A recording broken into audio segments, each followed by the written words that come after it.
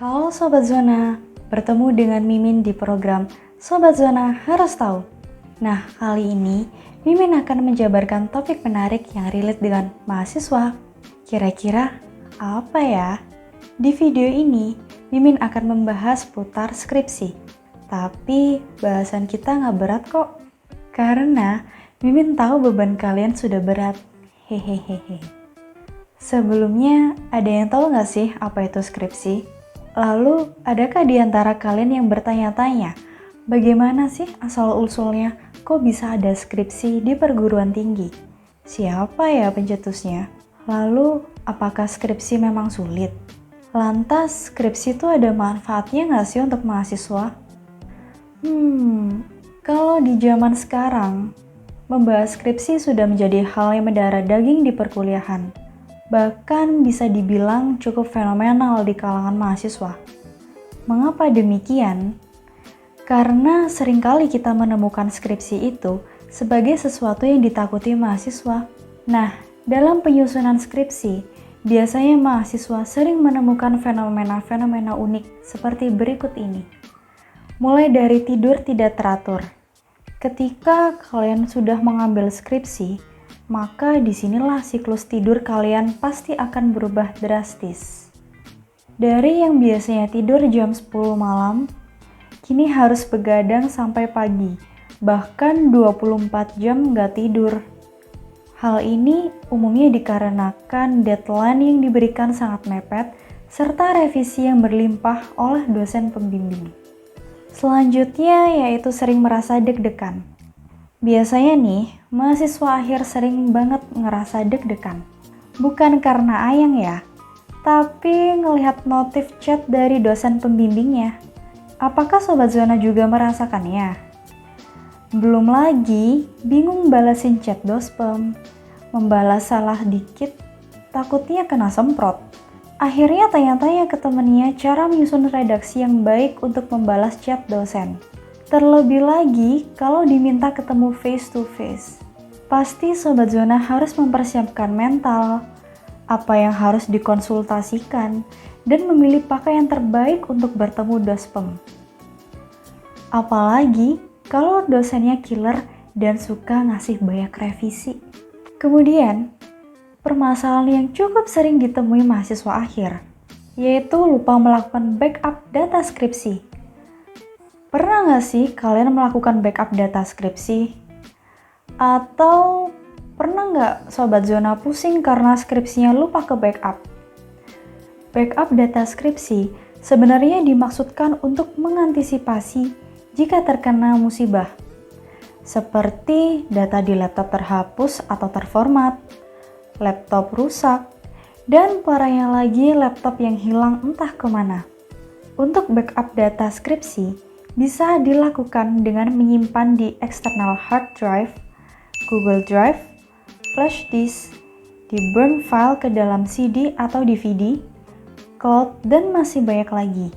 Selanjutnya yaitu lamanya mengerjakan skripsi. Apakah Sobat Zona sering merasa bosan karena skripsian nggak kunjung selesai? Kalau sering, semangat ya!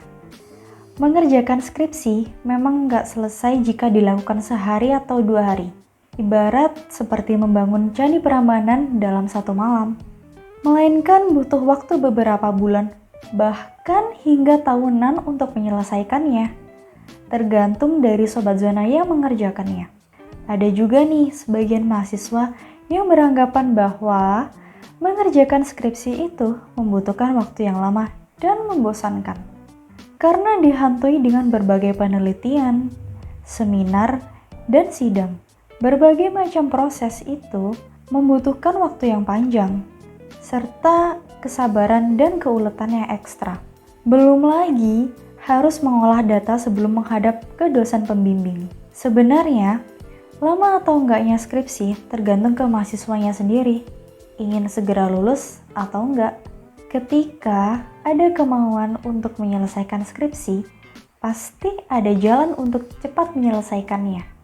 Dari curhatan beberapa mahasiswa tingkat akhir, mereka mengatakan bahwa rata-rata dosen pembimbing itu ribet dan susah untuk ngatur jadwal bimbingan. Apa kalian juga merasa demikian?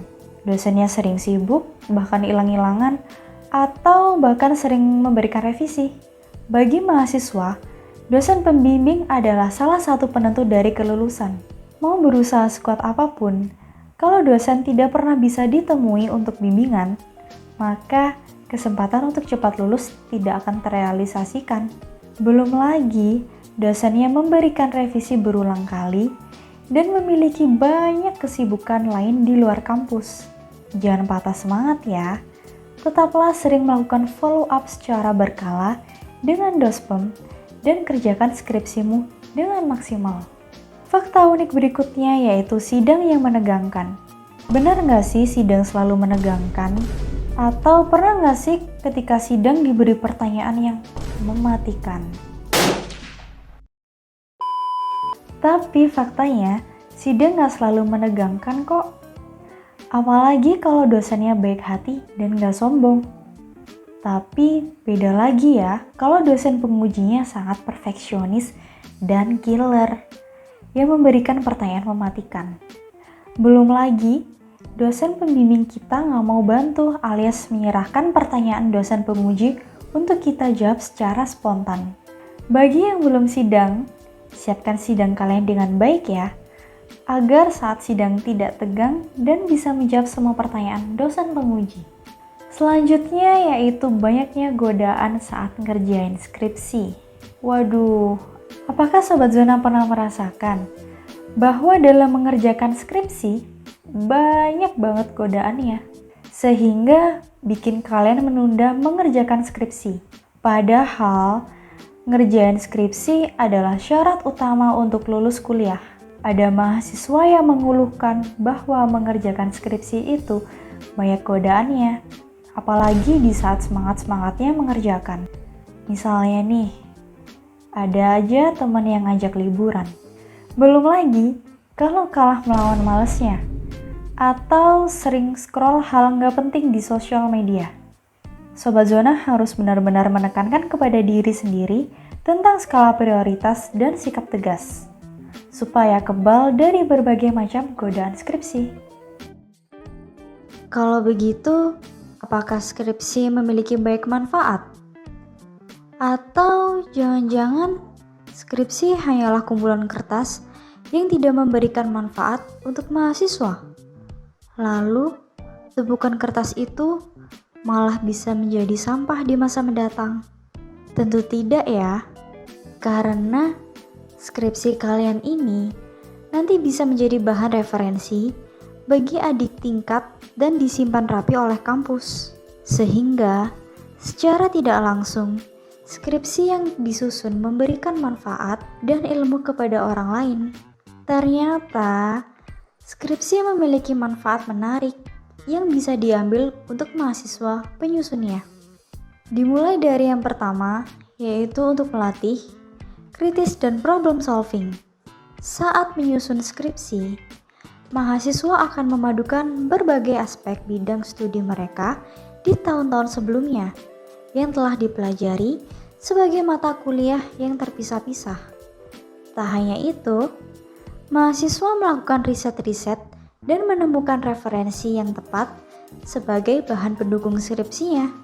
Jadi, karena skripsi inilah kalian menjadi terbiasa menyelesaikan masalah dan secara bertahap memiliki skill problem solving. Selanjutnya, mandiri dan mengembangkan keterampilan karir.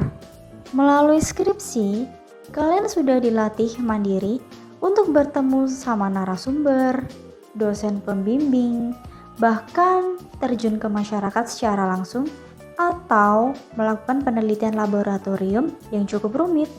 Nah, dari situ kalian bisa mendapatkan kemandirian dengan tanggung jawab skripsi dan kemampuan untuk komunikasi dengan orang lain yang memiliki berbagai macam latar belakang. Tak hanya itu, bahkan melatih etos kerja, kreativitas dalam berpikir, tanggung jawab, dan juga mental kalian yang terbentuk. Lalu, bisa juga loh melatih kedisiplinan. Skripsi juga melatih kalian dalam mengatur waktu. Dalam menyusun skripsi itu bertahap mulai dari penelitian atau riset, cari materi dari buku-buku teori, sampai menuju implementasinya. Karena bertahap, semuanya harus kalian atur waktunya ya. Sehingga membuat pribadi yang lebih disiplin dan terorganisir waktunya. Selanjutnya, jadi rajin ibadah. Percaya nggak sih, orang kalau lagi skripsian bakalan jadi rajin ibadah? Yang awalnya jarang ibadah, jadi tertib ibadahnya. Yang nggak pernah puasa seumur hidupnya, jadi puasa mulu. Yang biasanya jarang menghubungi orang tua, bakalan sering-sering menghubungi orang tua untuk minta doa restu. Kemudian, semua kebiasaan tersebut bakalan meningkat sampai hari sidang itu datang. Lalu, kalau setelah sidang gimana tuh Min? Waduh, kalau itu sih Mimin gak bisa jawab ya. Lalu, kenapa ya skripsi digunakan sebagai syarat kelulusan mahasiswa? Emang asal-usulnya gimana sih? Terus siapa juga pencetusnya? Sejauh ini, pertanyaan tersebut belum mendapatkan jawaban yang pasti terkait siapa orang yang mencetuskan skripsi sebagai syarat kelulusan. Namun, mengutip dari Kaskus, asal-usul skripsi berawal dari zaman dulu. Lebih tepatnya abad pertengahan di Eropa sana, di mana seorang pekerja yang ingin menjadi anggota asosiasi harus membuktikan keahliannya dengan cara menghasilkan suatu karya. Dan karya inilah yang disebut masterpiece. Karya ini kemudian diperiksa oleh para pengurus asosiasi. Dan kalau yang bersangkutan dinyatakan lulus, ia akan diberi gelar master atau ahli di bidangnya dan diterima menjadi anggota asosiasi. Nah, kemudian ketika perguruan tinggi didirikan, para pengelolanya mengadopsi praktek itu sebagai syarat bagi seseorang yang ingin memperoleh gelar master atau doktor. Yang bersangkutan harus terlebih dahulu membuktikan diri, mampu melaksanakan penelitian ilmiah dengan baik dan benar.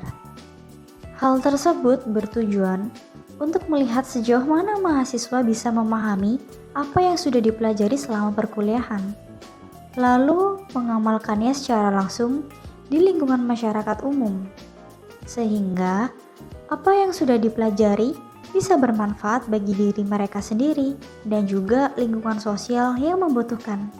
Saat ini, skripsi, tesis, atau disertasi di perguruan tinggi seluruh dunia berfungsi sama seperti masterpiece para pekerja di zaman abad pertengahan itu, yakni bukti atas kemampuan atau keahlian mereka untuk melaksanakan tugas tertentu. Itulah tadi bahasan kita seputar fakta unik, manfaat, dan asal-usul skripsi. Kira-kira Mimin harus ngeles apa nih minggu depan? Sampai jumpa lagi di Sobat Zona Harus Tahu topik berikutnya. See ya!